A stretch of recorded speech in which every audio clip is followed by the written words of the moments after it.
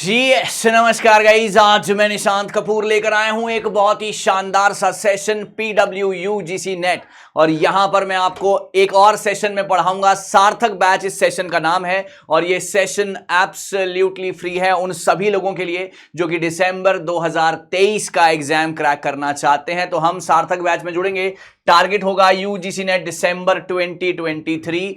Higher education एक ऐसा subject है जहां से क्वेश्चन जरूर आएगा, एक ऐसी यूनिट है जहां से क्वेश्चन जरूर आएगा। और आज का जो हमारा टॉपिक है वो है यूनिवर्सिटीज एंड इट्स फंक्शंस, कि कौन कौन सी यूनिवर्सिटीज जो है हायर एजुकेशन में बहुत ज्यादा काम की हैं, नंबर 1, और यहां से किस किस तरीके के क्वेश्चंस बनते हैं। हमारा वो एंथम अभी भी बरकरार है कि यहां से क्वेश्चन ना आए ये हो नहीं सकता, और आपको उसका जवाब ना आता हो ये मैं होने नहीं दूंगा। तो यहां पर हम एक एक करके सेशन को आगे बढ़ाएंगे। तो आप सभी से रिक्वेस्ट है कि आप सेशन को ध्यान से देखिएगा, वीडियो को पॉज करके आंसर दीजिएगा, क्योंकि यहां पर क्वेश्चन आंसर्स होने वाले हैं, यहां पर प्रीवियस ईयर क्वेश्चंस होने वाले हैं, यहां पर फुल एक्सप्लेनेशन होने वाली है, और यहां पर हर क्वेश्चन होने वाला है 2 नंबर का। तो 2 नंबर करते करते बूंद बूंद से सागर भरा जाएगा, और 20 सवाल मैं आपके सामने रखूंगा। उन सवालों के जवाब आप देने की कोशिश कीजिएगा। तो बिना किसी देरी के हम स्टार्ट करते हैं। यहां पर मैं आपको बता दूं types of universities and functions के कुछ important,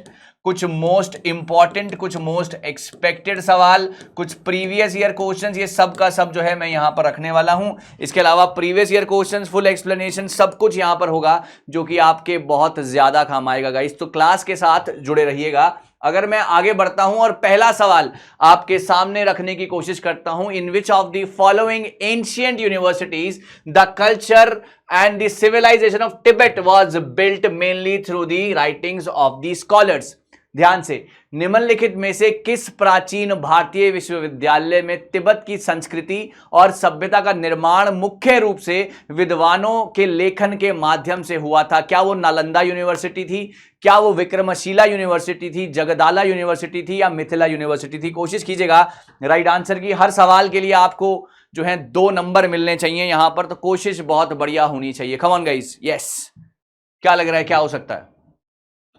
In which of the following ancient universities the culture and the civilization of Tibet was built mainly through the writings of the scholars? जी हाँ, बिल्कुल सही, बहुत बढ़िया। इस सवाल का सही जवाब है बी, विक्रमशिला यूनिवर्सिटी। अब विक्रमशिला यूनिवर्सिटी की क्या खास बातें हैं ये मैं आपको बताने वाला हूं, कि कब ये यूनिवर्सिटी पिक्चर में आई थी और किस तरीके से यहां पर इतनी ज्यादा फेमस हो गई कि इनमें यहां पर यूनिवर्सिटीज, इंडियन यूनिवर्सिटी ये पहली बनी है जिसमें कल्चर और सिविलाइजेशन तिब्बत के बारे में यहां पर बताया गया है। तो अगर मैं यहां पर बात करता हूं तो जी हाँ, यहां पर विक्रमशिला जो फाउंड की गई थी वो की गई थी, सबसे पहला पॉइंट देखो। अब वहां पर मैंने आपको तिब्बत के कल्चर के बारे में पूछा, करेक्ट, लेकिन यहां पर सवाल और भी बन सकते हैं कि विक्रमशिला यूनिवर्सिटी किस किंग के द्वारा जो है सामने आई थी? वो थे किंग धर्मपाला। कौन सी सेंचुरी में आई थी? 8th सेंचुरी में आई थी। ये फेमस सेंटर था international learning of more than 4 centuries. जी हाँ, 4 सेंचुरीज, तकरीबन 400 साल तक ये बहुत ही बड़ा एक लर्निंग का सेंटर बन के रहा। किसकी बात मैं कर रहा हूं? मैं बात कर रहा हूं विक्रमशिला यूनिवर्सिटी की। धर्मपाल जो थे यहाँ के मैं कहूंगा कि रूलर थे या किंग थे, और 8th सेंचुरी में ये आया था। इसके अलावा यहां पर बुद्धिस्ट लर्निंग जो है इसके बारे में बहुत ज्यादा बात की गई थी, और Tibetan sources establish the writing of, यहां पर किन किन की राइटिंग्स थी? Taranatha the Tibetan monk historian from 16th and 17th century. तो विक्रमशिला यूनिवर्सिटी के बारे में जितनी भी डिटेलिंग आपके लिए एग्जाम के लिए जरूरी है वो मैंने आपके सामने रखी है। मैं एक बार साइड हो जाता हूं ताकि आप उसको देख सकें। सबसे पहली बात, विक्रमशिला यूनिवर्सिटी धर्मपाल जो किंग थे उनके द्वारा 8th सेंचुरी में फेमस सेंटर था ये इंटरनेशनल लर्निंग का, है ना, इंटरनेशनल लर्निंग का फेमस सेंटर 4 सेंचुरीज तक ये रहा, नंबर 1 पॉइंट। उसके बाद ये बुद्धिस्ट लर्निंग का एक बहुत बड़ा सेंटर बन के रहा, और Tibetan sources specially the writings of Taranatha, है ना, तरनाथा का नाम भी आपने ध्यान रखना है। वहां पर पूछ सकते हैं कि किन की राइटिंग से, है ना, किन की राइटिंग से विक्रमशिला यूनिवर्सिटी का तिबेटियन सोर्स आया?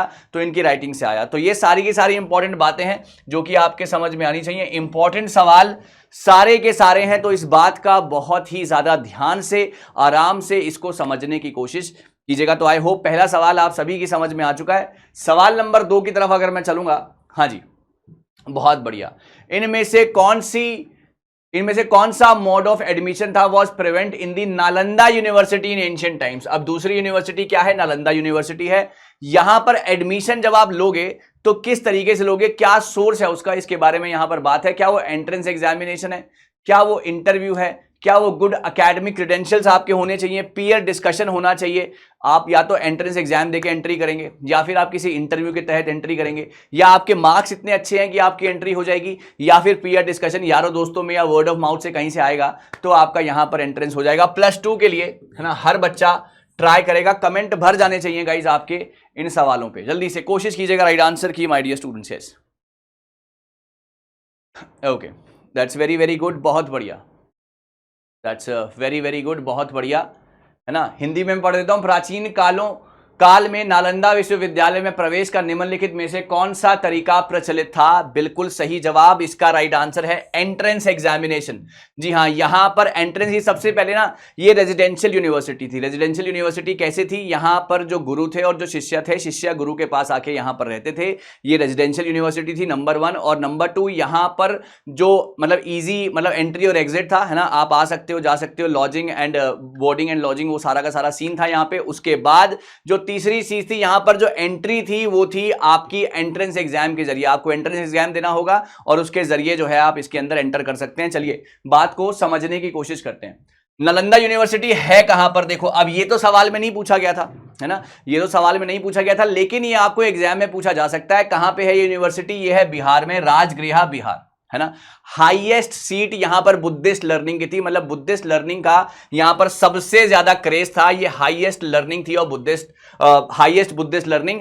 यहां पर ह्यून सैंग जो थे वो यहां पर आए थे और उनकी रिपोर्ट के मुताबिक ये एक 6 स्टोरी बिल्डिंग थी, मतलब बहुत ही विशाल, बहुत ही 6 मतलब फ्लोर्स का आप कह सकते हो, या बहुत ही बड़ी आप बिल्डिंग कह सकते हो। इस तरीके से मतलब 6 अलग अलग बिल्डिंग्स यहां पर थी, तो इतनी बड़ी ये थी। और ये भी कहा जाता है कि जब इसके साथ मिस हैपनिंग हुई तो 6 महीने तक इतना ज्यादा इसके अंदर जो है ज्ञान छुपा हुआ था, इतनी ज्यादा इसके अंदर बुक्स छुपी हुई थी कि जब इसको तहस नहस किया गया, डिस्ट्रॉय किया गया, तो वहां पर 6 महीने तक वो इतनी भीषण जो है, इतनी ज्यादा क्वांटिटी थी कि इतनी भीषण आग थी कि वो 6 महीने तक जलती रही। तो इसके बारे में ये कहा जाता है। तो ह्यून सैंग ने कहा है कि ये 6 स्टोरी बिल्डिंग है, बहुत ही इंपॉर्टेंट है। इसके बाद यहां पर कहा गया है कि एक रेजिडेंसी की, मैंने अभी आपको बताया था कि ये एक रेजिडेंशियल यूनिवर्सिटी है। तो अगर आपसे पूछा जाएगा कि रेजिडेंशियल यूनिवर्सिटी कौन सी थी, तो आप तुरंत आंसर देंगे नालंदा, है ना। आपको यह पूछा जाएगा कि नालंदा यूनिवर्सिटी में कौन से जो है ट्रैवलर आए थे, आप कहेंगे ह्यून सैंग।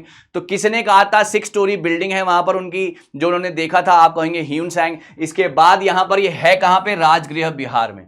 मतलब मैं हर एक कॉर्नर से गाइस, हर एक कॉर्नर से आपको तैयार कराना चाहता हूं।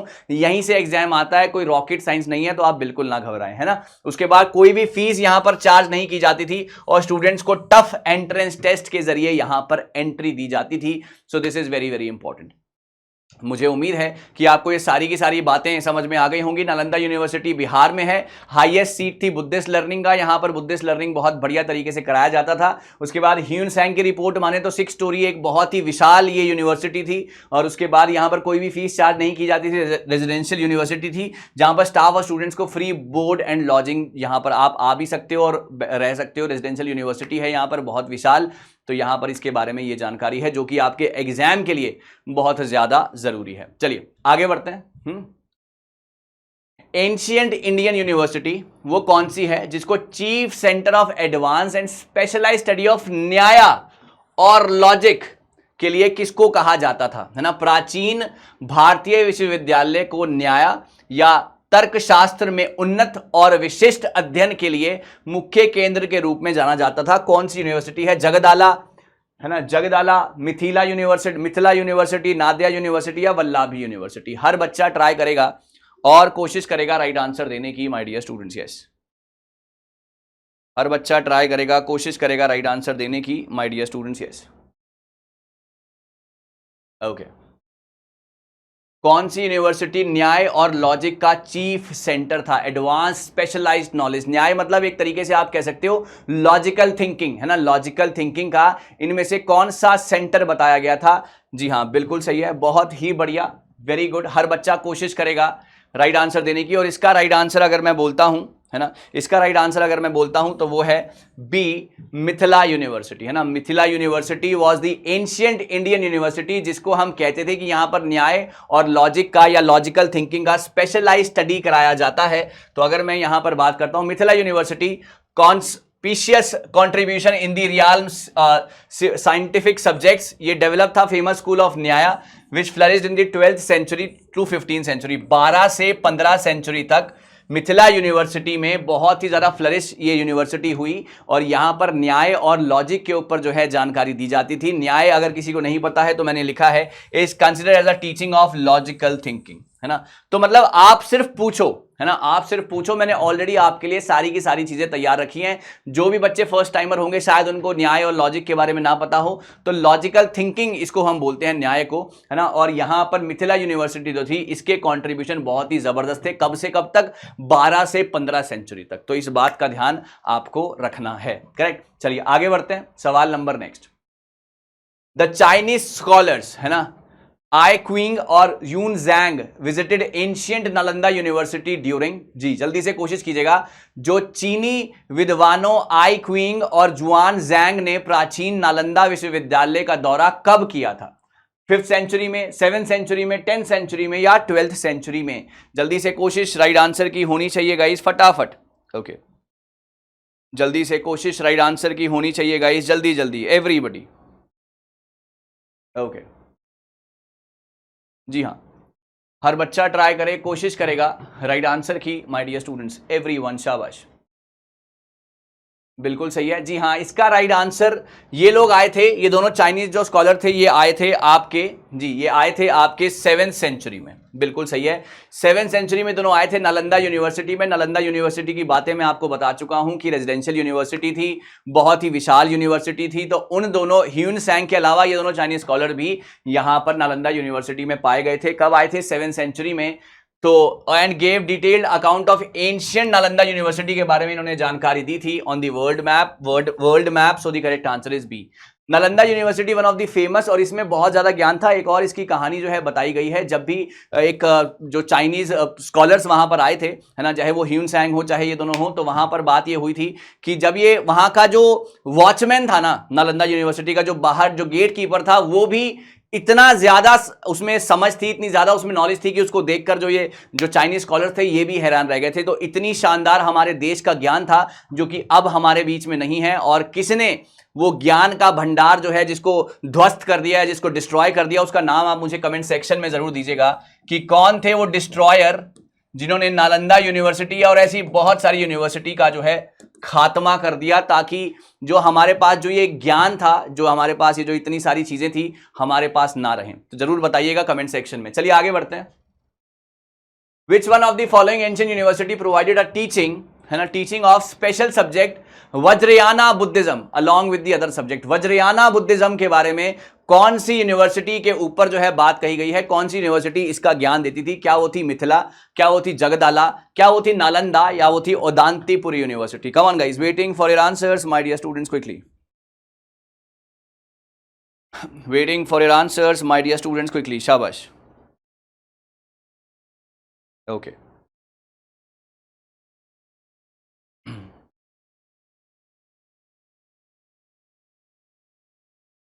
ओके, बहुत अच्छे, बहुत अच्छे। हर बच्चा ट्राई करेगा, कोशिश करेगा राइट आंसर की। My dear students, yes, okay, जी हाँ, इसका राइट आंसर है जगदाला यूनिवर्सिटी। जगदाला यूनिवर्सिटी एक ऐसी यूनिवर्सिटी थी जहां पर, जी हाँ, जहां पर वज्रयाना बुद्धिज्म के बारे में बात होती थी। अगर मैं इसके बारे में आपको बताऊंगा तो जरा सुनिएगा। वज्रयाना बुद्धिज्म कब डेवलप हुआ था? अराउंड 6th और 7th सेंचुरी। इसके बारे में ठीक से बात 6th या 7th सेंचुरी के आसपास ये आया था। इसके अलावा तांत्रिक ideas began to be incorporated the teachings. यहां पर तांत्रिक आइडिया, यहां पर जो है तंत्र विद्या जो है अब पिक्चर में आ गई थी। तांत्रिक आइडिया जो है आ गए थे incorporated into the teaching of Buddhist universities, gradually leading to the development of new tradition. अब यहां पर नया ट्रेडिशन आने लगा था।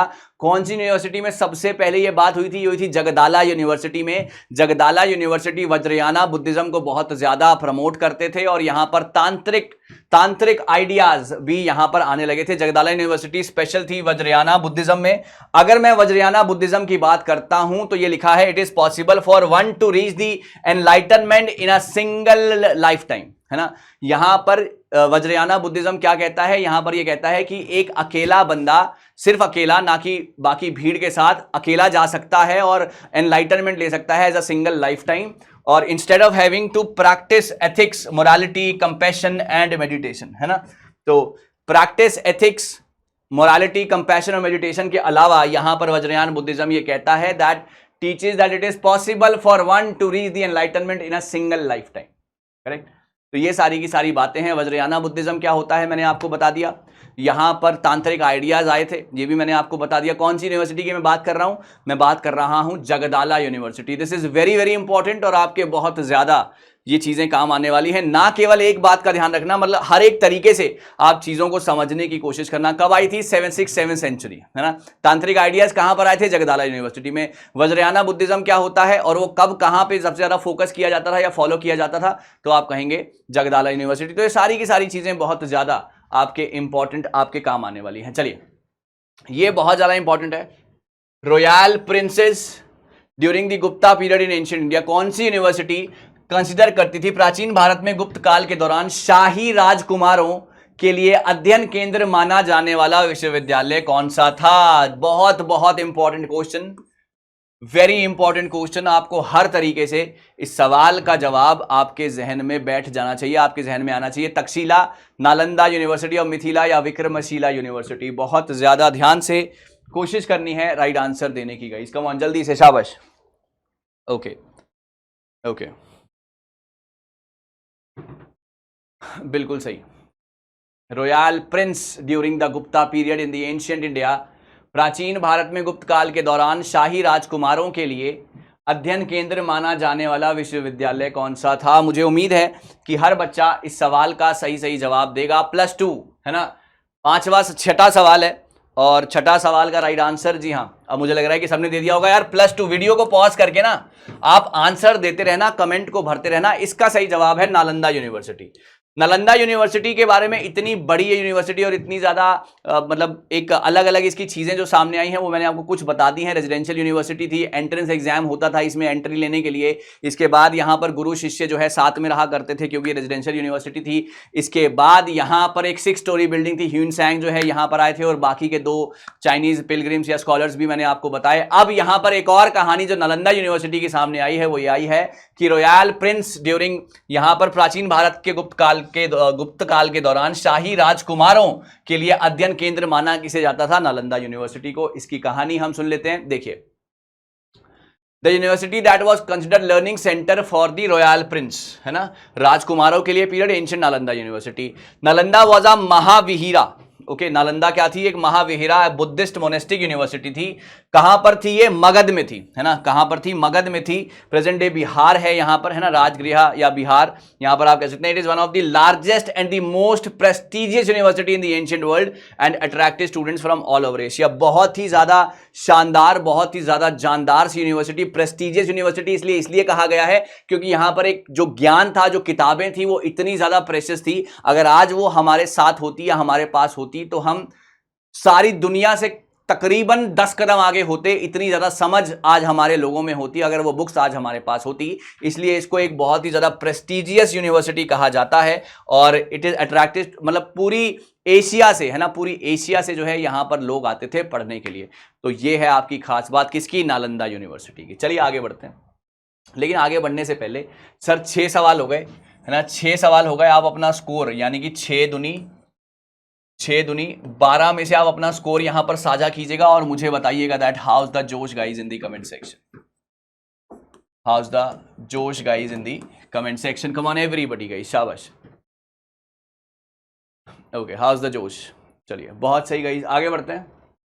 विच of the following ancient educational institution situated at the banks of Ganga, इनमें से कौन सी university banks of river Ganga, निम्नलिखित में से कौन सा प्राचीन शैक्षणिक संस्थान गंगा नदी के तट पर स्थित था? नालंदा, पुष्पगिरी यूनिवर्सिटी, विक्रमशिला यूनिवर्सिटी या फिर तक्षशिला यूनिवर्सिटी। हर बच्चा ट्राई करेगा, कोशिश करेगा राइट आंसर की my dear students. Yes, banks of river Ganga. बहुत ही बढ़िया गाइस, बहुत बहुत शानदार, है ना। +2 के लिए ट्राई करना है, वीडियो को पॉज कर लीजिए और कोशिश कीजिए कि हर बच्चा ट्राई करेगा राइट आंसर्स के लिए।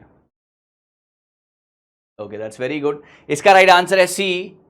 इसका राइट आंसर है सी, विक्रमशिला यूनिवर्सिटी। जी हाँ, विक्रमशिला यूनिवर्सिटी एक ऐसी यूनिवर्सिटी है एंशिएंट एजुकेशन की जो कि बैंक्स ऑफ रिवर गंगा पे थी, गंगा के तट पर थी। इसके बारे में अगर मैं जानता हूं तो ये कहां है? Antichak in Bhagalpur district of Bihar.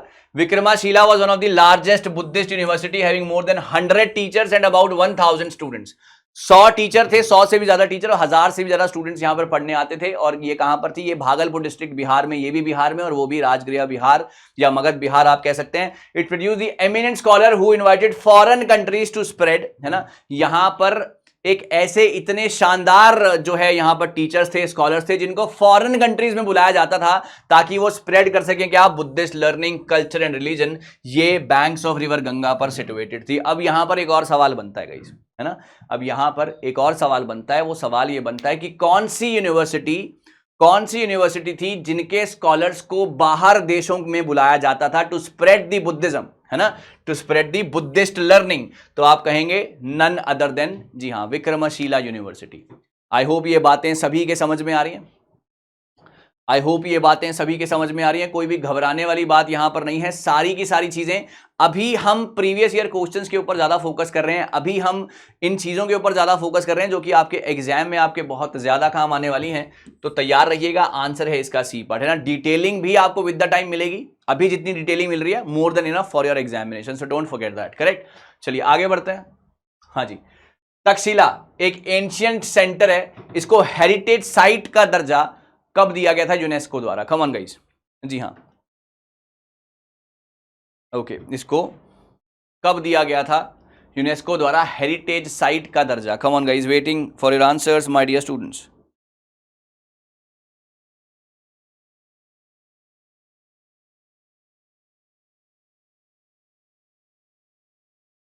Come on guys, हर बच्चा कोशिश करेगा राइट आंसर की माय डियर स्टूडेंट्स. 8वां सवाल और ट्राई करना है इस सवाल का सही सही जवाब. ट्राई करना है इस सवाल का सही सही जवाब. बिल्कुल सही है. None other than the year 1980. जी हाँ, 1980 तक्षशिला को यूनेस्को ने हेरिटेज साइट का दर्जा दे दिया था. कब दे दिया था? 1980 में यह दर्जा दे दिया था.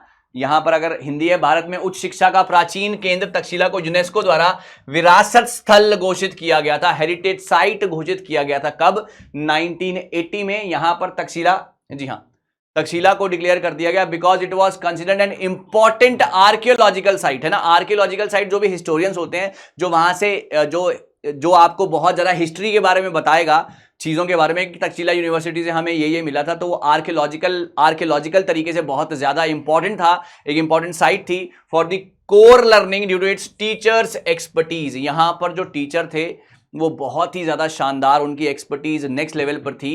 तो आर्कियोलॉजिकल सर्वे जो है यहां पर अगर होगा, जो यूनेस्को ने कहा है कि इसको हेरिटेज साइट का दर्जा दे दिया जाए, तो यहां पर जब ये आर्कियोलॉजिकल सर्वे होगा तो यहां पर इस तरीके से इसमें हिस्ट्री जब उसको खोद के निकाली जाएगी, हिस्ट्री और इतनी सारी बातें यहां पर मिलेंगी जो कि आपके बहुत ज्यादा, जो कि हमको और ज्यादा बेहतर तरीके से यूनिवर्सिटी के बारे में बताएंगी.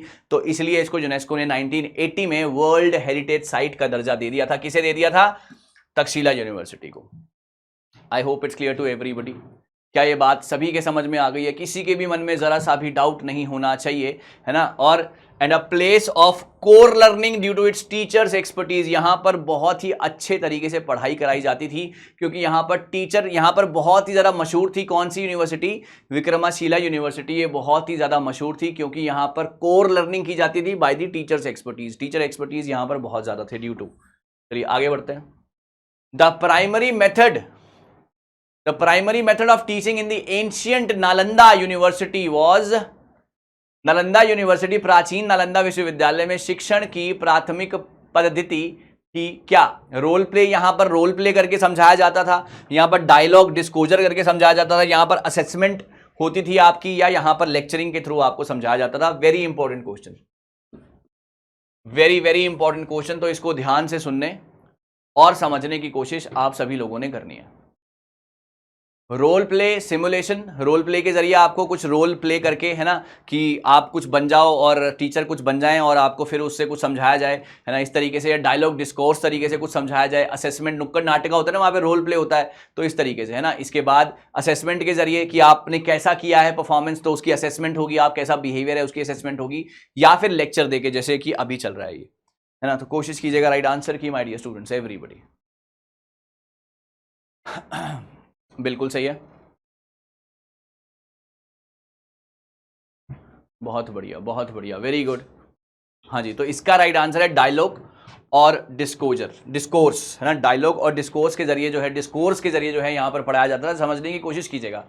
टीचिंग मेथड नालंदा यूनिवर्सिटी का था डायलॉग एंड डिस्कोर्स। यहाँ पर ना, यहाँ पर मेन जो चीज है वो ये है कि डायलॉग का मतलब क्या होता है, टू वे कम्युनिकेशन। डायलॉग जब आप देंगे, मैं कुछ बोलूंगा, आप कुछ बोलोगे, that is a two way communication, that is dialogue. Through dialogue we are teaching you and through dialogue you are understanding the things. एक होता है डिस्कोर्स, डिस्कोर्स होता है वन वे कम्युनिकेशन, है ना। डिस्कोर्स होता है वन वे कम्युनिकेशन, जहां पर टीचर आएगा, वो बोलेगा और वो चला जाएगा, और यहां पर the goal to deliver the information from the speaker writer to the listener readers, है ना। उसका गोल ये होता था कि दोनों साइड से आपकी सवाल जवाब हो, आपने पूछा, हमने कुछ बोला, आपने कुछ बोला, दैट इज कॉल्ड डायलॉग। और डिस्कोर्स का मतलब क्या होता है कि वन वे हो रहा है, टीचर बोल रहे हैं और टीचर जा रहे हैं, और लिसनर्स के समझ में ये बात आ रही है कि टीचर क्या समझाना चाहते हैं। तो that is the major difference, है ना, दोनों के बीच में। इसके अलावा the deeply interactive nature of learning meant that students were immersed in the discussion and intellectual debates rather than just receiving passive lectures based on the instruction। तो यहां पर ये वाली बात थी। बात समझ में आ गई। डायलॉग क्या होता है, इज अ कोऑपरेटिव, और discourse is a cooperative one way conversation, और the goal to deliver the information from speaker writer to the listeners and readers. तो ये यहां पर था। तो बेसिकली था ये ही कि और ज्यादा इंटरैक्टिव बनाना है। तो यहां पर कभी एक तरफ से बात हो रही है कि टीचर कुछ बोल रहे हैं, फिर उसके बाद डायलॉग भी हो रहा है कि दोनों साइड से बातचीत हो रही है कि हमने बोल लिया, अब आप भी बोल दीजिए, आप भी अपनी राय जो है हमें दे दीजिए। सो ये सारी की सारी बातें आपको समझ में आया कि नहीं आया। तो discourse and disclosure, dialogue and discourse के ऊपर जो है यहां पर बात हो रही थी। तो question answer is B part. चलिए आगे बढ़ते हैं। हाँ जी, इनमें से कौन से एंशिएंट स्कॉलर्स कंट्रीब्यूट करते हैं डेवलपमेंट ऑफ एस्ट्रोनॉमी? जी हाँ, एस्ट्रोनॉमी बताइएगा। इस एस्ट्रोनॉमी क्या होती है अभी मैं बताऊंगा, है ना। स्टडी ऑफ यूनिवर्स या स्टडी ऑफ स्टार्स के ऊपर आप बात कर सकते हैं। क्या वो थे आर्यभट्टा, क्या वो थे वाराह मिहिरा, क्या वो थे सुश्रुता, क्या वो थे चरक? समय लीजिए, समय लीजिए, कोशिश कीजिए राइट आंसर की। जल्दी कोई नहीं है। A and B, A B C, A B D, या all the above? Come on. इनमें से कौन से एंशियंट स्कॉलर जो थे contributed to the development of astronomy? जल्दी से गाइस, शाबाश। हर बच्चा ट्राई करे, कोशिश करेगा राइट आंसर की, my dear students. Okay, that's very very good, बहुत बढ़िया। जी हाँ, बिल्कुल सही है। यहां पर इसका राइट आंसर है आर्यभट्ट और वाराहमिहिरा। ये दोनों ऐसे स्कॉलर्स थे, एंशिएंट स्कॉलर थे, जिनको एस्ट्रोनॉमी का जनक भी कहा जाता है, या एस्ट्रोनॉमी जिन्होंने स्टार्ट की थी, इसका इनको डेवलपमेंट के तौर पे इनको कहा जाता है। आर्यभट्टा के बारे में सब लोग जानते हैं, बहुत ही बड़े एक मैथमेटिशियन थे जिन्होंने जीरो का आविष्कार भी किया था। ये Aryabhatta and Varahamihira are the two most renowned ancient astronomers. यहां पर scientific study of sun moon and stars etcetera astronomy कहा जाता है। जब आप सन मून एंड स्टार्स की स्टडी करते हैं तो उसको एस्ट्रोनॉमी कहा जाता है। ये मैंने लिखा है, मतलब मैंने एक भी ऐसा डाउट नहीं छोड़ा है, या एक भी ऐसी चीज नहीं छोड़ी है जो कि आपको परेशान करेगी। करेक्ट? तो आप आराम से समझने की कोशिश करना, समय लेना, कोई जल्दी नहीं है। They made significant contribution in the development of astronomy in India and the world। Aryabhatta एक मैथमेटिशियन और एस्ट्रोनॉमर थे, और वराहा मिहिरा एक एस्ट्रोनॉमर और एक एस्ट्रोलॉजर थे, जो कि रहते थे 6th सेंचुरी बीसी में, है ना। सीई में दोनों रहते थे, 5th और 6th, और ये रहते थे 6th में। बात समझ में आ गई। आर्यभट्टा मैथमेटिशियन और एस्ट्रोनॉमर थे। जीरो का आविष्कार का जो श्रेय है वो भी इनको ही जाता है, आर्यभट्टा को, बहुत ही बड़े मैथमेटिशियन, एस्ट्रोनॉमर। और ये थे एस्ट्रोनॉमर और एस्ट्रोलॉजी, है ना। एस्ट्रोलॉजी मतलब ये जो होते हैं ना कि इस मतलब जो आपका भविष्य देखते हैं basically, so that is called astrologer. तो वो कौन थे? वराहा मिहिरा। तो आई होप आप सभी को ये बात समझ में आ गई है। एक बार सभी का यस आ जाए कमेंट सेक्शन में, और हर सभी को +2 करते करते 10 सवाल यानी कि 20 नंबर का पेपर जो है यहां पर हो चुका है। और 20 में से आपके कितने नंबर आए हैं इसके बारे में आप मुझे कमेंट में लिखकर जरूर बताइएगा। ठीक है, चलिए आगे बढ़ते हैं। सवाल नंबर 11 चलते हैं। Books of which of the following universities were translated into Tibetan language, है ना। इनमें से किस यूनिवर्सिटी की बुक, निम्नलिखित में से किस विश्वविद्यालय की पुस्तकों का तिब्बतीय भाषा में अनुवाद किया गया था? इट इज मिथिला, जगदाला, तक्षशिला और नालंदा। जल्दी से हर बच्चा ट्राई करेगा और कोशिश करेगा राइट आंसर की, माय डियर स्टूडेंट्स। ओके, जल्दी से guys, come on everybody quickly. जी हाँ, ओके इसका राइट आंसर यस, इसका राइट आंसर सभी को आई थिंक पता होगा, टिबेटियन लैंग्वेज जगदाला यूनिवर्सिटी। जी हाँ, Jagaddala university was the largest construction works undertaken by the Pala kings. University को बनाया किसने था? किंग रामपाल ने, भूलना नहीं है ना, किंग रामपाल ने बनाया था, भूलना बिल्कुल नहीं है। This was the centre for the study of tantric Buddhism था ये, और many books was translated in the Tibetan and Jagaddala university according to the Tibetan works. बहुत सारी जो बुक्स थी उसको टिबेटियन लैंग्वेज में बदल दिया गया था at the Jagaddala according to the Tibetan books. और ये बनाई किसने थी? किंग रामपाल ने, 1077 से 1129 तक। और यहां पर सेंटर किस चीज का था? ये तांत्रिक बुद्धिज्म, यहां पर तांत्रिक बुद्धिज्म बहुत ज्यादा आता था। तो अब आप कह सकते हैं कि कौन सा सेंटर था तांत्रिक बुद्धिज्म का? आप कहेंगे जगदाला यूनिवर्सिटी। पाला किंग्स ने कौन सी यूनिवर्सिटी बनाई थी? आप कहेंगे जगदाला यूनिवर्सिटी। क्या टाइम पीरियड था, है ना, या यूनिवर्सिटी को किसने बनाया था? आप कहेंगे किंग रामपाल ने, 1077 से 1129 तक। और किन की बुक्स को टिबेटियन लैंग्वेज में कन्वर्ट किया गया था या ट्रांसलेट किया गया था? तो इसका तो आंसर इस क्वेश्चन में ही है, दैट इज जगदाला यूनिवर्सिटी। तो हर एक स्फेयर से, है ना, हर एक स्फेयर से या हर एक एस्पेक्ट से यहां पर चीजें जो हैं बताई जा रही हैं। तो आपने करना सिर्फ इतना है कि ध्यान लगाकर हर एक चीज को समझना है, जो कि आपके बहुत ज्यादा काम आए। चलिए, यहां पर the ancient Indian university specialise study in the Hinayana. पहले तो कमेंट सेक्शन में ना सभी बच्चे मुझे हीनयान बुद्धिज्म के बारे में बताएंगे, क्योंकि इसके बारे में मैं बहुत बार आपके साथ डिस्कस कर चुका हूं। तो हीनयान बुद्धिज्म को जो है कौन सी यूनिवर्सिटी जो थी फेमस थी, जो कि स्टडी कराते थे हीनयान बुद्धिज्म के बारे में? कम on guys. Okay,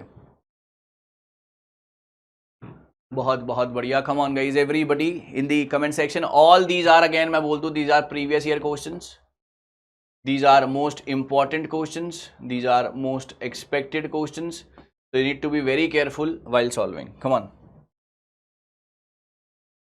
you need to be very careful while solving such questions. जी हाँ, इसका right answer none other than है वल्लाभी यूनिवर्सिटी। वल्लाभी यूनिवर्सिटी एक ऐसी यूनिवर्सिटी थी जहां पर हीनयान बुद्धिज्म को बहुत ज्यादा जो है बढ़ावा मिलता था, या ये फेमस थी स्पेशलाइज स्टडी के लिए। हीनयाना बुद्धिज्म वो बुद्धिज्म होते हैं जो कि ये फोकस करते हैं कि बुद्धिज्म, जो बुद्धा थे, जो लॉर्ड बुद्धा थे, he was not a God, ये एक नॉर्मल ह्यूमन बीइंग थे जिन्होंने मेहनत करके, मेडिटेशन करके जो है एनलाइटनमेंट हासिल किया। आइए इसके बारे में बात करते हैं। तो जी हाँ, Valabhi university Buddhist learning champion the cause of Hinayana Buddhism between 600 से 1200। नंबर 1, है ना, द बिगेस्ट फंडामेंटल डिफरेंस जो था महायान और हीनयान में, वो ये था कि बुद्धिज्म जो है एक मैं कहूंगा worship of God and goddesses है। ओके, महायान वर्शिप करता है बोधिसत्वास को। जो हीनयान है वो ये कहता है, Buddhist think that Buddha was a human being instead of God, because Hinayana think that Buddha was simply a man who found a way to nirvana, जिनको निर्वाणा की प्राप्ति हो गई थी विद द टाइम। तो वो कोई भगवान नहीं थे, वो एक नॉर्मल इंसान ही थे। ऐसा कौन कहता है? हीनयान कहते हैं। हीनयान को सबसे ज्यादा कहां पर जो है डेवलपमेंट मिली है? वो मिली है वल्लाभी यूनिवर्सिटी में। यहां पर अगर मैं बात करता हूं, डॉक्ट्रिन ऑफ बुद्धिज्म भी एक टर्म है जो कि आपको पता होना चाहिए। 4 नोबल ट्रुथ हैं बुद्धिज्म के जो कि आपको पता होने चाहिए। टीचिंग्स के through they leave much left unexplained. They are the truth of suffering का ट्रुथ है, एक truth of cause of suffering है, truth of end of the suffering and truth of path that leads to end of suffering. तो ये 4 भी doctrine of Buddhism का part है जो कि आपको पढ़ने हैं। मैंने यहां पर इसलिए रखा है क्योंकि यहां पर मेन बात ही बुद्धिज्म के हीनयान और महायान की हो रही है। इसके अंदर डॉक्ट्रिन ऑफ बुद्धिज्म का भी बहुत इंपॉर्टेंट पार्ट है। वो पार्ट ये है कि यहां पर 4 नोबल ट्रुथ हैं कि हर चीज का जो एक दुख है ना, वो ये है कि आपको देखो कि they are the truth of suffering, the truth of cause of suffering, the truth of end of suffering. सबसे पहले कॉज है, सबसे पहले ट्रूथ ऑफ सफरिंग है ना, सफर क्यों करते हैं, उसके बाद कॉज क्या वजह है सफर करने की, उसके बाद जो है एंड ऑफ सफरिंग क्यों होगी, path that leads to the end of suffering, वो कौन सा रास्ता है जिससे आप सफर करना बंद कर देंगे। सफरिंग होती क्यों है? जब आपकी कोई चाह होती है और वो आपको ना मिले तो वहां से आप सफर करना शुरू करते हैं। तो यही जो है यहां पर डॉक्ट्रिन ऑफ बुद्धिज्म का पार्ट है जो कि आपको समझना है। चलिए आगे बढ़ते हैं। University of Nalanda was setup by which Gupta ruler. चलिए, हाँ जी, यूनिवर्सिटी ऑफ नालंदा को बनाने, नालंदा अगेन, यहां पर नालंदा जो है मैं कहूंगा कि बहुत ही इंपॉर्टेंट यूनिवर्सिटी है जहां से आपको बैक टू बैक सवाल बार बार आएंगे। तो university of Nalanda was setup by which Gupta ruler. Kumaragupta 2, Kumaragupta 1, Chandragupta 2 या समुद्रगुप्ता? चलिए हर बच्चा ट्राई करे, कोशिश करेगा राइट आंसर की। My dear students, everybody yes.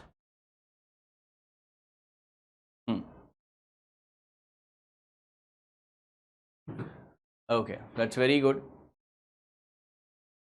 That's very very good, बहुत बढ़िया, बहुत सही जी। हाँ, इसका राइट आंसर है कुमारगुप्त 2। कुमारगुप्त 2 एक ऐसे गुप्ता रूलर थे जो कि नालंदा यूनिवर्सिटी के सेटअप के पीछे जिनका बहुत ही इंपॉर्टेंट हाथ था।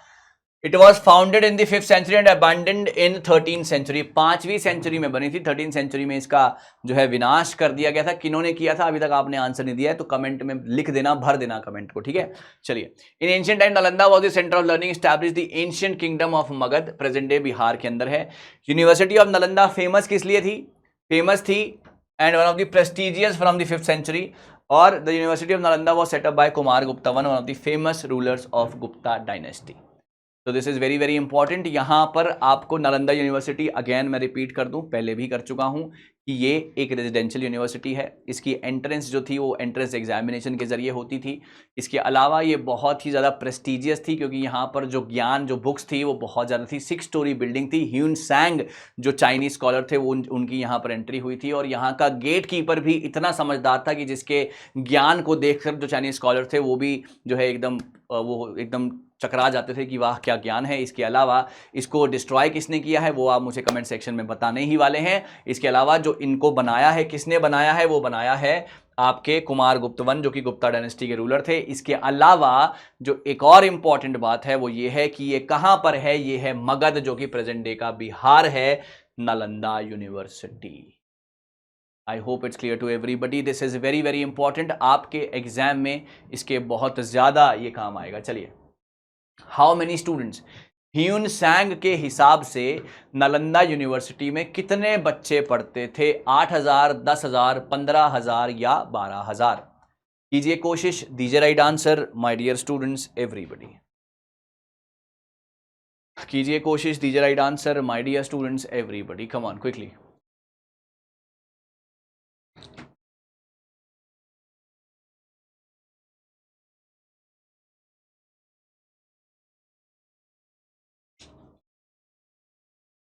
ओके, हर बच्चा कोशिश करेगा राइट आंसर की और मुझे बताएगा कि जी हाँ, इसका जो राइट आंसर है गाइस, कितने स्टूडेंट्स ह्यून सैंग के हिसाब से नालंदा यूनिवर्सिटी का पार्ट थे, और उसका राइट आंसर है नन अदर देन 10,000। जी हाँ, 10,000 स्टूडेंट, ऐसा ह्यून सैंग कहते हैं, है ना, जो नालंदा यूनिवर्सिटी में आए थे, जो कि बहुत ही ज़्यादा एकदम खुश हो गए थे, या मैं कहूँगा कि एकदम उनका जो है दिमाग कटक गया था जब उन्होंने देखा कि यहाँ के जो है गेट कीपर्स भी इतने ज़्यादा, ऐसा बोला जाता है, ये बुक्स में लिखा है ना। अब इसके पीछे कितना सच है कितना नहीं है तो वो हम नहीं कह सकते, लेकिन हाँ, ये जो नालंदा यूनिवर्सिटी थी वो थी बड़ी प्रेशियस। चलिए, ओके, यहाँ पर 1,000 स्टूडेंट्स थे। यहाँ पर आप देख सकते हैं कि अगर मैं ह्यून सैंग की बात मानूं तो वहाँ पर 10,000 है ना, 10,000 not 1,000, 10,000 students were studying in the Nalanda university, founded in the 5th and और अबैंड कर गई थी 13th सेंचुरी में, और एंशिएंट यूनिवर्सिटी ऑफ लर्निंग थी। 2,000 टीचर और 10,000 स्टूडेंट्स।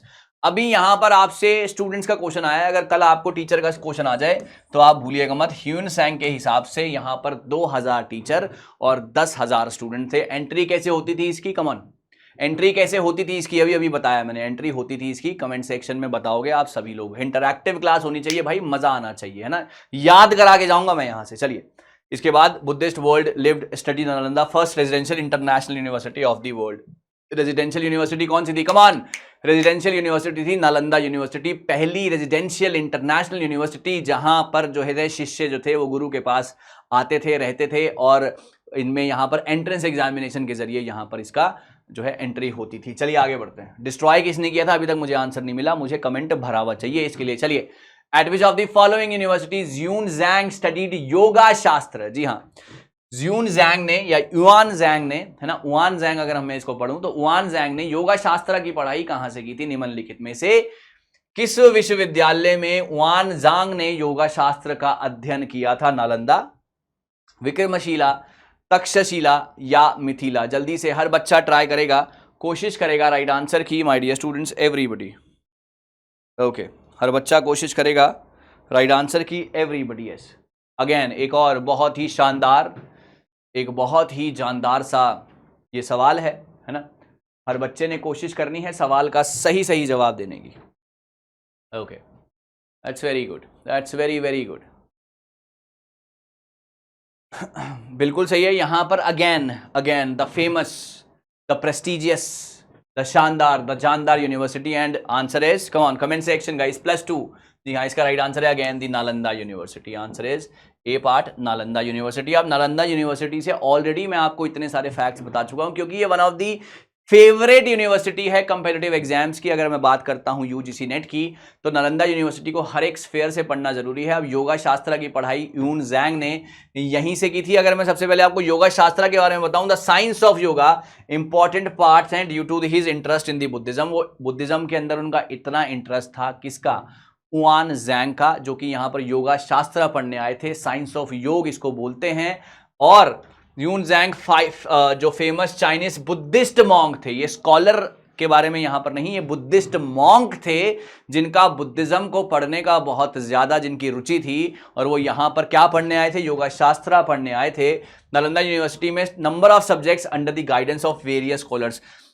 योगा शास्त्र के बारे में इसलिए है क्योंकि वो साइंस ऑफ योग, इस योग की साइंस के बारे में इसको कहा जाता है, और उनका इतना इंटरेस्ट भी था बुद्धिज्म को पढ़ने में, इसलिए ये क्वेश्चन यहां पर बनता है। और ट्रेवल्ड, और ये एक ट्रेवलर थे और एक ट्रांसलेटर भी थे, है ना, who travelled to India in the 7th century and is well known his studies in the Nalanda University Bihar, not the Taxila. काफी बच्चे यहां पर कंफ्यूज हैं, नालंदा है कि तक्षशिला है, तो इसका राइट आंसर नालंदा यूनिवर्सिटी है, जो कि आपको ध्यान रखना है, बच्चे इसमें गलती कर देते हैं। हुआन जैंग योगा शास्त्र, साइंस ऑफ योग पढ़ने आए थे, क्योंकि बुद्धिज्म में बहुत ज्यादा इंटरेस्ट था, बहुत सारे सब्जेक्ट पढ़े, लेकिन योगा शास्त्र जो है बहुत ज्यादा वन ऑफ दी फेमस था इसमें, जो कि आपको इसका भी ध्यान रखना है। चलिए आगे बढ़ते हैं। नेशनल करिकुलम फ्रेमवर्क, है ना, NCF was developed by which of the following. भाई कभी कभी तो इतना इस तरीके का भी पेपर आता है कि आपसे NCF की भी फुल फॉर्म पूछ लेते हैं, है ना। National curriculum framework was developed by which of the following, इनमें से किसने उसको डेवलप किया, यूजीसी ने, NCERT ने, NCTE ने, या CBSE ने। हर बच्चा ट्राई करेगा और कोशिश करेगा राइट आंसर की। कम ऑन गाइस, ओके, हर बच्चा कोशिश करेगा राइट आंसर की, my dear students, everybody. Okay, NCERT, UGC, NCTE, CBSE। चलिए इसके बारे में बात करते हैं। इसका राइट आंसर है बी, NCERT +2। भाई 16 सवाल यानी कि 32 नंबर का पेपर हो चुका है। यहां पर बात है द NPE, द जो नेशनल एजुकेशन पॉलिसी 1986 में पहली आई थी, 1968 में, 1968 में, है ना। उसके बाद आई है NPE 1986 में। उसने NCERT को ये हक दे दिया या ये अधिकार दे दिया कि वो क्या करें, वो एक नेशनल करिकुलम फ्रेमवर्क बनाएं और रिव्यू करें फ्रेमवर्क को फ्रीक्वेंट इंटरवल्स पे, कि जो आपने एक नेशनल करिकुलम फ्रेमवर्क, जो पढ़ाई के लिए जो आपने एक फ्रेमवर्क तैयार किया है, पहले तो आप उसको बनाइए। किसने कहा, NEP ने। कौन सी वाली ने, दूसरी वाली ने, 1986 वाली ने, करेक्ट। 86 वाली ने ये कहा, किसको कहा, NCERT को कहा। NCERT को क्या कहा कि करिकुलम फ्रेमवर्क बना दीजिए, और उसको टाइम टू टाइम उसको चेक भी करते रहिए, असेस भी करते रहिए। So very important, correct. इसके बाद द मेन पर्पस क्या था इसका, भाई इसका मेन पर्पस था कि रिड्यूस करिकुलम रोल। यहां पर जो बच्चों के ऊपर जो पढ़ाई का बोझ है, जो अननेसेसरीली जो बोझ है, उसको कम किया जाए, नंबर 1। इसके बाद connecting knowledge to the life outside the school. आप सिर्फ उसको किताबी भाषा का ज्ञान ना दें, है ना, आप उसको जो स्कूल के बाहर जो जिंदगी है उसके बारे में भी जानकारी दें, नंबर 2। इसके बाद यहां पर उसको लर्निंग के ऊपर ज्यादा फोकस करें। आप इंश्योर दैट लर्निंग जो है इंपॉर्टेंट होनी चाहिए। वो कंसेप्चुअल अंडरस्टैंडिंग की जो बात है वो यहां पर है, away from the rote method. जो ऑलरेडी मेथड जो है, जो एक मैं कहूंगा कि बड़े ही पुराने एक जो प्रथा चलती आ रही है ना, उसको हटाओ और कुछ नया सिखाओ, है ना, रॉटन मेथड्स को हटा दो। उसके बाद enriching the curriculum that it goes beyond text book. Again text book के आगे चला जाए, है ना। टेक्स्ट बुक तक नहीं सीमित रहना चाहिए, आपकी पढ़ाई सिर्फ किताब तक नहीं रहनी चाहिए। जिंदगी को कैसे हैंडल करना है ये आपके पास इसका जो है एक तरीका होना चाहिए, वे आउट होना चाहिए हर एक चीज का। और वो कैसे आएगा, वो तब आएगा जब एनपीई जो कि सेकंड वाली थी 1986, वो जो एक भरोसा देगी एनसीईआरटी को कि आप करिकुलम फ्रेमवर्क में चेंज लाइए। बर्डन कम करना है, जो है स्कूल के बाहर कैसी जिंदगी है ये बताना है, आपको हर एक तरीके से मेंटली प्रिपेयर्ड करना है। तो ये सारे के सारे इनके काम थे, तो ध्यान रखिएगा। चलिए आगे बढ़ते हैं। संकल्प, संकल्प का एक्सपेंशन कीजिए सब लोग। संकल्प की फुल फॉर्म पूछ रहे हैं बेसिकली ये आपसे, ठीक है। संकल्प की फुल फॉर्म पूछ रहे हैं ये आपसे। Sanskrit awareness and knowledge acquisition, skill acquisition and karate awareness, skill acquisition and knowledge awareness, skill awareness and knowledge for livelihood promotion. Come on, हर बच्चा कोशिश करेगा राइट आंसर की। My dear students, everybody.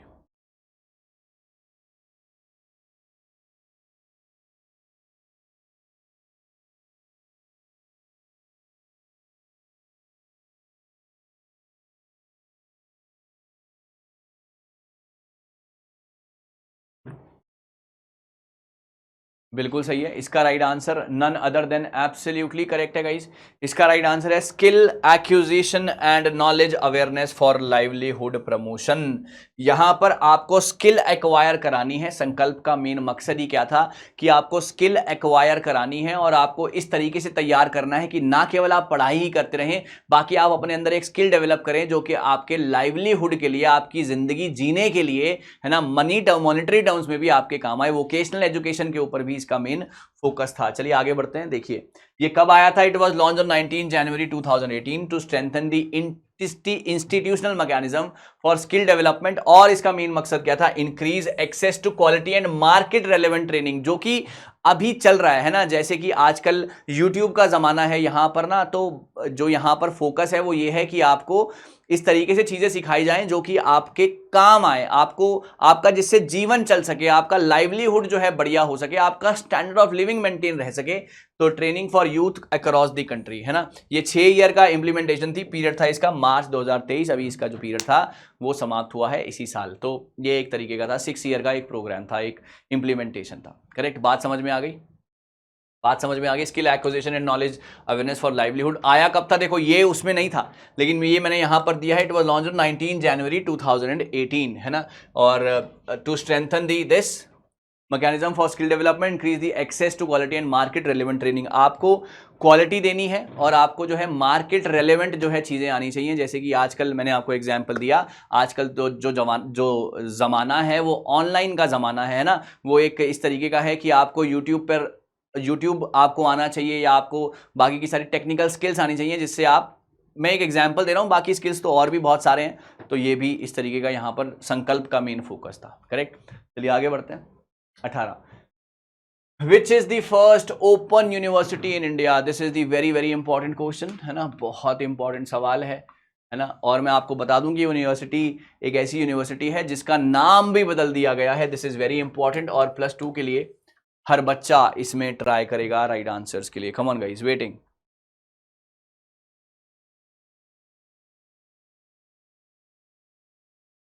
जी हाँ, कोशिश करेंगे राइट आंसर की my dear students. कौन सी पहली ओपन यूनिवर्सिटी है? क्या वो है आंध्र प्रदेश?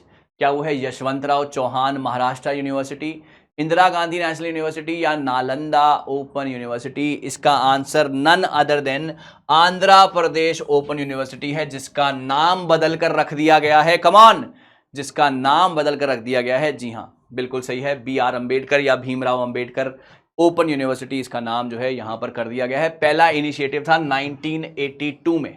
करेक्ट, 1982 में कहां पर है ना, एट हैदराबाद, है ना। मतलब the university was established in August 1982, भूलिएगा मत, स्टेट लेजिस्लेचर एक्ट के जरिए, और inaugurated by the president of India. उस समय भारत के प्रेसिडेंट कौन थे? Comment section. उस समय भारत के प्रेसिडेंट कौन थे 1982 में? और पहले वाइस चांसलर थे प्रोफेसर जी राम रेड्डी, है ना। आपको मुझे कमेंट सेक्शन में बताना है, होमवर्क है ये आपका गाइस, कि उस समय 1982 में भारत के प्रेसिडेंट कौन थे, क्योंकि इसको इनॉग्रेट प्रेसिडेंट ऑफ इंडिया ने किया था। द फाउंडर, इसके फाउंडर और वाइस चांसलर। देखो ये क्वेश्चन में नहीं था, कल को आ जाए, यू नेवर नो ना।